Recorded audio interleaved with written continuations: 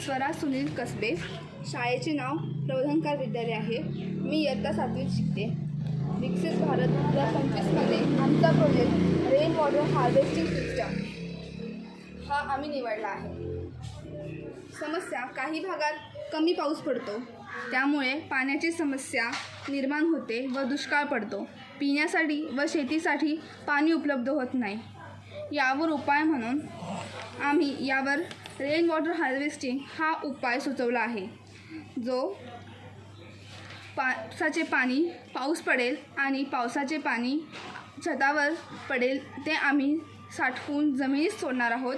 जे साठवलेले जमिनीत गेलेले पाणी आपोआप फिल्टर होऊन विहिरीद्वारे आपण काढू शकतो व शेतीसाठी व पिण्यासाठी वापरू शकतो. अशाने जमिनीतील पाण्याची पातळी वाढेल आणि पाण्याची समस्या सुटायला मदत होईल. धन्यवाद.